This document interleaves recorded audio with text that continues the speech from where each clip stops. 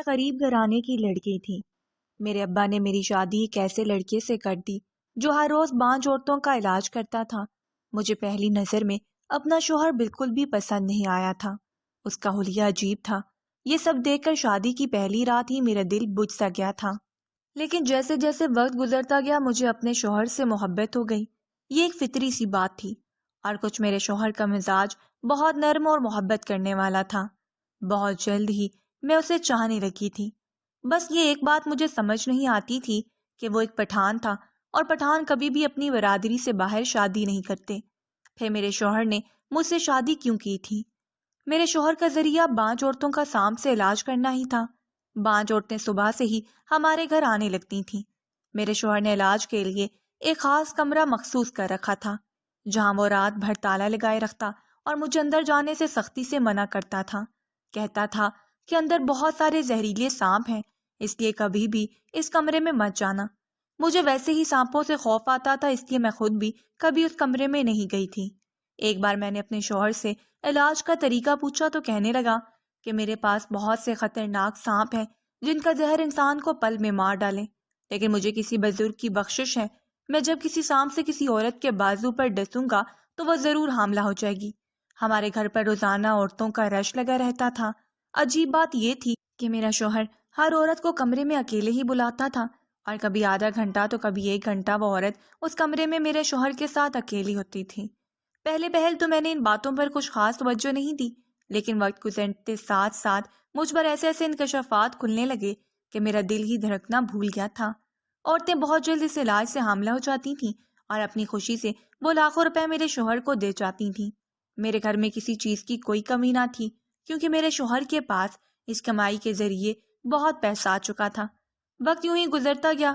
میرے شادی کو 5 سال بیت گئے تھے، لیکن مجھے اولاد نہیں ہوئی تھی۔ جب میں نے شوہر سے یہ کہا کہ وہ میرا بھی علاج کر دے تاکہ ہمارے بھی گھر بچہ ہو جائے، تو وہ مجھے غصے سے دیکھنے لگا۔ حالانکہ وہ ایسے مزاج کا ہرگز نہیں تھا، وہ بہت نرم خو انسان تھا۔ مجھ سے ہمیشہ دھیمی لہجے میں بات کرتا تھا، مجھ پر کوئی پابندی بھی نہیں لگائی تھی۔ جب میرا دل چاہتا مجھے ہر چیز کی اجازت تھی، لیکن میری اس بات پر میرے شوہر کی سفید رنگت بھی سرخ پڑ جاتی۔ مجھے حیرت اس بات پر تھی کہ میں نے اسے ایسا تو کچھ نہیں کہا تھا جس پر اسے غصہ آتا۔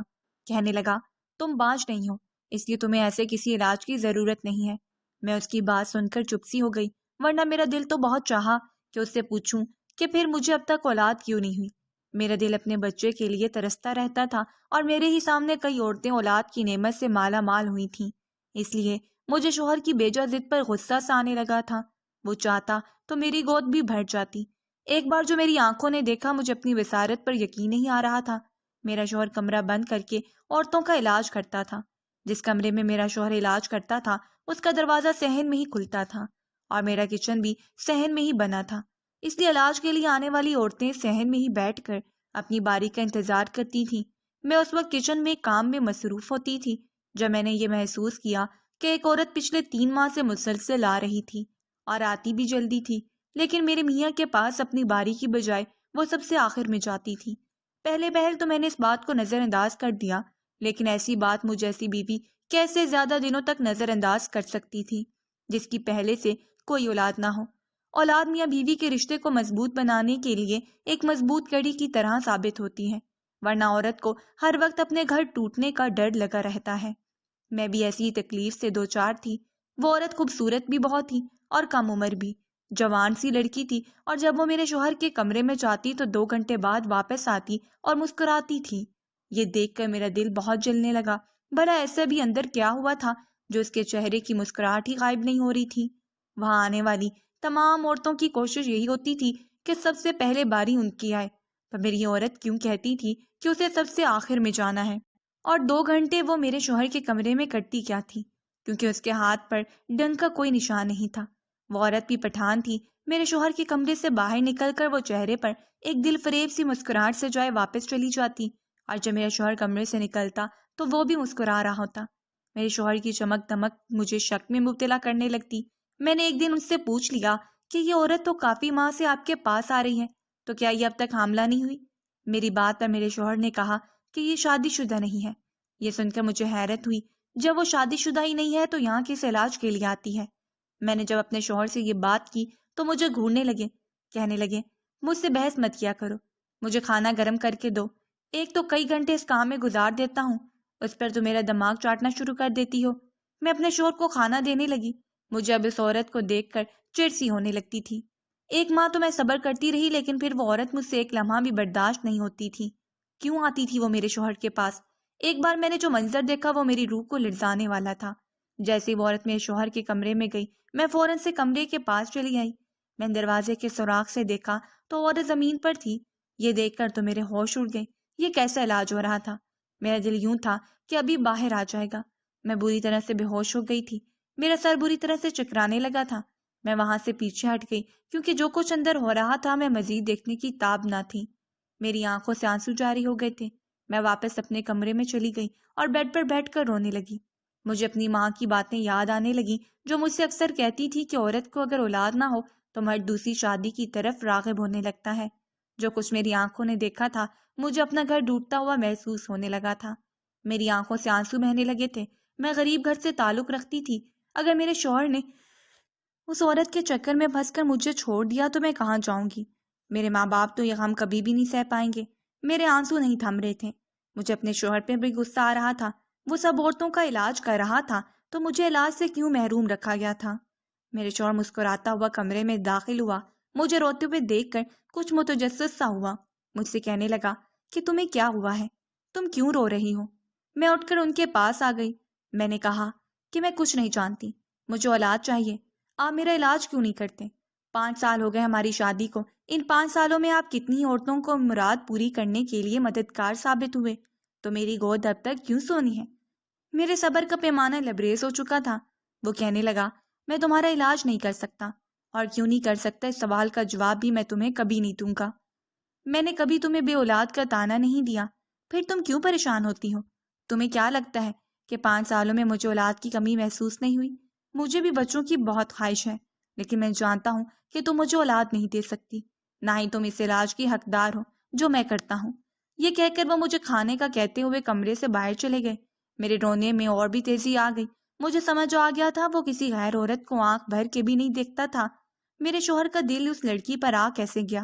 اس لیے وہ میرا علاج کرنا ہی نہیں چاہتے تھے۔ میں پھوٹ پھوٹ کر رو رہی تھی۔ مجھ سے یہ بات برداشت ہی نہیں ہو رہی تھی کہ میرا شوہر کسی دوسری عورت کے ساتھ کوئی بھی، اور یہ بات میں نہیں سہ سکتی تھی۔ مجھے اپنا شوہر پہلے بالکل بھی پسند نہیں تھا، لیکن میرے شوہر کا دھیما مزاج اور محبت نے مجھے بہت جلد اس کا گرویدہ بنا دیا تھا۔ پھر اگر میری کوئی اولاد ہوتی تو میرا دھیان بھی بڑھ جاتا، لیکن اب تو میری ساری توجہ کا مرکز صرف وہی تھا۔ لیکن اس لڑکی نے آ کر سب کچھ درہم برہم کر دیا تھا۔ وہ لڑکی بہت حسین تھی، ایسی کہ کسی کو بھی اپنی طرف مائل کر سکتی تھی۔ جوان بھی تھی، پھر میرے شوہر کی ہم زبان بھی اور ہم ذات تھی۔ میں نہ تو پٹھان تھی نہ ہی اس کی برادری سے تھی، اور اتنی زیادہ حسین بھی نہ تھی۔ اگر میرا شوہر اپنا حلیہ درست کر لیتا تو وہ اچھا خاصا وجیح شخص تھا، لیکن وہ جوگی بنا رہتا تھا۔ شادی کے شروع میں نے اسے بہت کہا کہ وہ اپنا حلیہ بدل لیں، لیکن وہ محبت سے ٹال جاتا تھا۔ یہ بات یہاں ختم نہیں ہوتی تھی۔ میں نے محسوس کرنا شروع کیا کہ اب میرا شوہر مجھ سے کترانے لگا ہے۔ جب بھی اس کے قریب آنے کی کوشش کرتی تو وہ یہ کہہ دیتا کہ میں دن بھر جان توڑ محنت کرتا ہوں، اس لیے مجھے رات بھر ایک بھرپور نیند کی ضرورت ہوتی ہے، مجھے تنگ مت کیا کرو۔ یہ کہہ کر وہ کروٹ بدل کر سو جاتا۔ میرا دل جل کر خاک ہو جاتا۔ یہ کام تو وہ بہت عرصے سے کر رہا تھا، لیکن مجھے بھی وقت لازمی دیتا تھا۔ میرے شوہر کا مجھ سے کترانا اس وقت شروع ہوا تھا جب وہ لڑکی آنے لگی۔ جو منظر میری آنکھوں نے دیکھا، ظاہر ہے کہ میرا شوہر میری قربت کا مطلب نہیں تھا۔ بھلا کیوں ہو سکتا تھا؟ اپنی خواہش تو اس لڑکی سے پوری کرنے لگا تھا۔ میں جان چکی تھی کہ میرا شوہر کبھی بھی میرا علاج نہیں کرے گا، کیونکہ اب اس کا دل اس خوبصورت حسینہ پر آ چکا تھا۔ اس لیے میں اپنے گھر کے قریب کسی لیڈی ڈاکٹر کے پاس چلی گئی اور اسے اپنا مسئلہ بتایا۔ اس نے مجھے چند ٹیسٹ لکھ کر دیے۔ جب اس کی رپورٹس آئیں تو میرا دل دھک دھک کرنے لگا۔ میرا شوہر میرے بارے میں سچ ہی کہتا تھا، مجھ میں اولاد پیدا کرنے کی صلاحیت ہی نہیں تھی۔ اپنی رپورٹس دیکھ کر میرا دل میرے سینے میں تھم سا گیا۔ مجھے اپنا گھر برباد ہوتا دکھائی دے رہا۔ میرے پاس صرف ایک ہی راستہ بچا تھا کہ میں خود کو سام سے ڈسوا لوں، جس سے میرا شوہر بانج عورتوں کا علاج کرتا ہے۔ لیکن مجھے سام کو دیکھ کر بہت خوف آتا تھا۔ مجھے سام سے بہت ڈر لگتا تھا۔ جب میں گھر آئی تو میرا شوہر غصے سے صحن میں ٹہل رہا تھا۔ مجھے دیکھ کر میرے سامنے آ کر کھڑا ہو گیا۔ مجھ سے پوچھنے لگا کہ تم کہاں گئی تھی؟ میں نے تمہاری والدہ سے بھی فون پر پوچھا تھا لیکن تم وہاں بھی نہیں تھی۔ میں نے کوئی جواب نہیں دیا اور اپنی رپورٹس اپنے شوہر کے ہاتھ میں رکھ کر پھوٹ پھوٹ کر رونے لگی۔ وہ ایک نظر مجھے دیکھ کر پھر میری رپورٹس دیکھنے لگا، پھر گہری سانس لے کر بولا کہ میری بات پر یقین نہیں تھا تمہیں۔ میں نے کہا آپ جان بوجھ کر میرا علاج نہیں کرنا چاہتے، آپ مجھ سے اولاد چاہتے نہیں ہیں کیونکہ آپ کو وہ لڑکی پسند آ گئی ہے جو 2 گھنٹے آپ کے ساتھ وقت گزارتے ہیں، آپ کی خواہش پوری کرتی ہے۔ میری بات سن کر میرا شوہر غصے میں آ گیا، ایک زوردار تھپڑ اس نے میرے منہ پہ مارا اور کہنے لگا آئندہ ایسی بکواس کی تو تمہاری جان لے لوں گا، خبردار اگر اس لڑکی کے بارے میں کچھ بھی کہا تو۔ مجھے اپنے شوہر سے ایسے سخت رویے کی کوئی امید نہ تھی۔ لڑکی کی اہمیت مجھ پر اچھی طرح سے واضح ہو چکی تھی، میرے پاس بس اب ایک ہی راستہ بچا تھا کہ میں وہ سام والا عمل کر گزروں۔ اس لیے جب میرا میاں گہری نیند سو گیا تو میں اٹھ کر اس کمرے میں چلی گئی، لیکن وہاں تالا لگا دیکھ کر مجھے سخت مایوسی ہوئی۔ میں نے چابی ڈھونڈنے کی بہت کوشش کی لیکن مجھے اس کمرے کی چابی نہیں ملی۔ اگلے روز جب وہ عورت صحن میں بیٹھی اپنی باری کا انتظار کر رہی تھی تو میں نے اسے کہا کہ وہ کمرے میں آ کر میری بات سن لے۔ وہ مجھے حیرت سے دیکھنے لگی، پھر اٹھ کر کھڑی ہو گئی اور میرے پیچھے آنے لگی۔ میں اسے اپنے کمرے میں لے گئی۔ میں نے اسے کہا کہ آخر تم کیا چاہتی ہو؟ کیوں میرے شوہر کے پیچھے پڑی ہو؟ تمہیں شرم نہیں آتی میرے شوہر کے ساتھ اس قسم کے تعلقات قائم کرتے ہوئے، جسے سوچ کر بھی مجھے شرم آتی ہے؟ میرے منہ سے سچ سنتے ہی وہ لڑکی بری طرح سے بدحواس ہوئی، روتے ہوئے میرے کمرے سے باہر نکل گئی۔ میں نے دل میں شکر کیا کہ اچھا ہوا میری اس لڑکی سے جان چھوٹی، لیکن مجھے نہیں پتا تھا کہ میرے اس اقدام پر میرا شوہر میرے ساتھ یہ سب کچھ کر گزرے گا۔ کچھ دیر بعد میرا شوہر بڑی آہستگی سے کمرے سے باہر نکلا۔ اس کے ہاتھ میں موبائل تھا جسے اس نے کان پہ لگا رکھا تھا، جیسے کسی سے بات کر رہا ہو۔ وہ سب عورتوں کو چھوڑ کر تیزی سے گھر سے باہر نکل گیا۔ میرا دل انجان خدشات میں مبتلا ہوا۔ یقیناً اس لڑکی نے ہی روتے ہوئے میرے شوہر کو فون کیا ہے۔ وہ ضرور اس لڑکی کے پیچھے ہی یوں ہی دیوانہ وار بھاگا ہے۔ میں جلے پاؤں کی بلی بنے صحن میں چکر کاٹ رہی تھی۔ سب عورتیں واپس جا چکی تھیں۔ 3 گھنٹے گزر چکے تھے لیکن میرا شوہر لوٹ کر نہیں آیا تھا۔ وہ رات کو 10 بجے بڑے غصے میں گھر میں داخل ہوا۔ مجھے کہنے لگا کہ تم نے شبنم سے کیا کہا تھا؟ تم ہوتی کون ہو اس قسم کی گفتگو کرنے والی؟ جس زور سے وہ دھاڑا تھا میں گھبرا گئی۔ مجھے اس لڑکی پر افسوس ہونے لگا، کیسے آگ لگا رہی تھی وہ ہم میاں بیوی کے درمیان۔ پھر وہ کہنے لگا کہ وہ اسپتال میں ہے، اس کا ایکسیڈنٹ ہو گیا، اس کی تکلیف تھی نا تمہیں، لیکن میں تمہیں بھی نہیں ہونے دوں گا۔ میں شبنم کے پاس اسپتال جا رہا ہوں، جب میں صبح واپس آؤں گا تو تم مجھے اس گھر میں نظر نہ آؤ۔ تم اگر اپنے گھر واپس نہیں گئی تو میں تمہیں وہاں چھوڑ آؤں گا۔ یہ کہتے ہوئے واپس چلا گیا۔ میں حد درجہ پریشان ہو گئی تھی۔ اب تو یہ یقیناً بات تھی کہ شوہر مجھے چھوڑ دے گا اور اس لڑکی سے شادی کر لے گا، وہ ڈرامے باز لڑکی جس کی کچھ نہ لگتے ہوئے بھی جیت چکی تھی اور میں اس کی بیوی ہو کر بھی ہار گئی تھی۔ آج میرے شوہر کا وہ کمرہ کھلا ہوا تھا کیونکہ وہ اس لڑکی کی خاطر بغیر تالا لگائے ہی باہر چلا گیا تھا، اور اب بھی واپس لوٹ کر آیا تو صرف مجھے نکل جانے کا حکم دینے کے لیے۔ عورتوں کا کوئی گھر نہیں ہوتا، جب ماں باپ کا گھر ہوتا ہے تو بھی اسے یہی کہا جاتا ہے کہ یہ تو تمہارے ماں باپ کا گھر ہے، اصل تو تمہارے شوہر کا گھر ہے۔ لیکن جب شوہر کو غصہ آئے تو وہ بھی یہی کہتا ہے کہ میرے گھر سے نکل جاؤ۔ ٹپ ٹپ میری آنکھوں سے آنسو بہ رہے تھے۔ میں خود سے ہار چکی تھی۔ میں کسی ہارے ہوئے کھلاڑی کی طرح اس کمرے کی طرف بڑھ گئی جہاں سانپوں کا بسیرا تھا۔ پہلی بار مجھے ان سانپوں سے ڈر نہیں لگ رہا تھا۔ میں مردہ مردہ قدم اٹھاتی اس کمرے میں داخل ہو گئی۔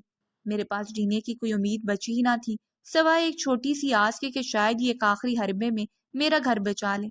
میں اندر رکھی سانپوں کی پٹاری کے پاس جا کر بیٹھ گئی۔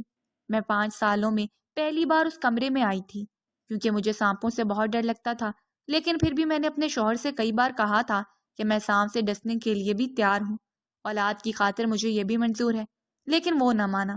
مجھے نہیں پتا تھا کہ کون سا سانپ مجھے ڈسے گا تو میری آس پوری ہو جائے گی۔ میں نے ساری پٹاری کھول دی، سارے سانپ پٹاری سے باہر نکلنے لگا۔ میں نے اپنی آنکھیں بند کر لیں اور اپنے دونوں ہاتھ آگے بڑھا دیے۔ ایک زوردار کرنٹ کا احساس ہوا میرے ہاتھ پر، پھر مجھے اپنے شوہر کے چلانے کی آواز آئی۔ جیسے ہی میں نے آنکھیں کھولی وہ میرے سامنے بدحواس سا کھڑا تھا۔ ایک ویسا ہی کرنٹ میرے پاؤں پر لگا جیسے سانپ میرے وجود پر کئی جگہ ڈس رہے تھے۔ میں نے آخری بار اپنے شوہر کو نظر بھر کر دیکھا اور میں ہوش کی دنیا سے غافل ہو گئی۔ میری آنکھیں بند ہو چکی تھیں، میرے وجود سے قطرہ قطرہ جان نکل رہی تھی، میرا سانس رکنے لگا تھا۔ میرے کانوں میں میرے شوہر کی آواز تھی کہ یہ تم نے کیا کیا ہے؟ کیوں آئی تھی اس کمرے میں؟ پھر مجھے نہیں ہوش رہا۔ جب ہوش آیا تو اپنا وجود مجھے بالکل بے جان سا لگ رہا تھا۔ میں نے بامشکل آنکھیں کھولی تو میرا شوہر میرا ہاتھ پکڑے رو رہا تھا۔ مجھے دیکھ کر اس نے سر پر ہاتھ پھیرنا شروع کیا اور بھرائی ہوئی آواز میں پوچھنے لگا کہ کیا میں اب ایسا محسوس کر رہی ہوں؟ کیا میں ٹھیک سے سانس لے پا رہی ہوں؟ مجھے بس یہ خوشی تھی کہ شوہر میرے پاس ہے، وہ مجھے چھوڑ کر نہیں گیا، وہ میرے لیے رو رہا ہے۔ لیکن جب میں نے آنکھیں کھولی تو شوہر کے پاس شبنم بھی کھڑی تھی، وہ رو رہی تھی۔ اسے دیکھ کر مجھے اپنے بچ جانے پر افسوس ہوا، لیکن وہ میرے پاس آ گئی، کہنے لگی آپ مجھے غلط سمجھ رہی ہیں، میں آپ کے شوہر کی بہن ہوں۔ یہ سن کر مجھے حیرت کا جھٹکا لگا۔ پھر وہ مجھ سے کہنے لگی کہ ہمارے گاؤں میں ایک بزرگ تھے جو سانپ کے زہر سے دوا بناتے تھے اور اسے بانجھ عورتوں کا علاج کرتے تھے۔ میرے بھائی نے انہیں یہ عمل سیکھا تھا، لیکن میرے ابا نے بھائی کو ایسا علاج کرنے سے منع کر دیا، کیونکہ جو شخص یہ علاج کرتا ہے اس کی بیوی کو کبھی اولاد نہیں ہوتی، اور ابا ایسا نہیں چاہتے تھے، لیکن بھائی نہ مانے تو ابا نے انہیں گھر سے نکال دیا۔ مجھے بھائی سے بہت محبت تھی۔ میں اپنے دوسرے بھائی کے ساتھ جب شہر آئی تو اپنے بھائی کو ڈھونڈنے کی بہت کوشش کی، لیکن وہ ہمیں نہیں ملے۔ پھر ایک دن میری دوسری بھابھی کی بہن نے بتایا کہ ان کے محلے میں ایک شخص سانپ سے بانجھ عورتوں کا علاج کرتا ہے۔ یہ سن کر مجھ سے رہا نہیں گیا اور میں یہاں آ گئی۔ جب میں نے 6 سال بعد بھائی کو دیکھا تو مجھ سے نہ رہا گیا، میں روز ان سے ملنے آنے لگی۔ میرے باقی بھائی بھی اس بھائی کو اچھا نہیں سمجھتے تھے، اس لیے میں بہانے سے بھائی سے ملنے آتی تھی۔ سب عورتوں سے آخر میں اس لیے ملتی تھی کہ میں ان سے جی بھر کر باتیں کر سکوں، لیکن میری کمر پر ایک بہت بڑی گلٹی بن گئی تھی جو میں نے بھائی کو دکھائی تھی۔ شاید اس وقت آپ نے ہمیں چھپ کر دیکھ لیا اور آپ کو غلط فہمی ہو گئی، لیکن جب آپ نے مجھے اس قسم کی باتیں سنائیں تو مجھ سے برداشت نہیں ہوا۔ میں روتے ہوئے تیزی سے بھاگتے ہوئے جا رہی تھی کہ گاڑی سے ٹکرائی اور مجھے زخمی دیکھ کر بھائی بے قابو ہو گئے۔ مجھ سے وجہ پوچھنے لگے۔ مجھے نہیں معلوم تھا کہ میرا سچ آپ کو مشکل میں ڈال دے گا، ورنہ میں بھائی سے سچ چھپا لیتی۔ بھائی غصے میں آپ کے پاس آئے اور نہ جانے کیا کچھ کہہ کر، لیکن جب میں نے انہیں سمجھایا کہ وہ سچ نہیں جانتی اس لیے ایسا سوچ رہی ہیں، تو بھائی آپ کو سچ ہی بتانے آئے تھے۔ اس وقت آپ کے پاس بھائی کسی عورت کو سانپ سے نہیں ڈسواتے تھے، بلکہ وہ سانپ کے زہر سے دوا بنا کر انہیں پلاتے تھے۔ بڑی مشکل سے آپ کی جان بچی ہے۔ بھائی آپ سے بہت محبت کرتے ہیں۔ بھابھی 3 دن سے آپ بے ہوش نہیں اور 3 دن سے میرے بھائی آپ کی زندگی کے لیے دعا گو ہیں۔ مجھے اپنی سوچ پر افسوس ہوا، لیکن میرے شوہر کو بھی مجھے سچ بتا دینا چاہیے، کیونکہ سچ جان کر وہ سب نہ ہوتا جو ہوا تھا۔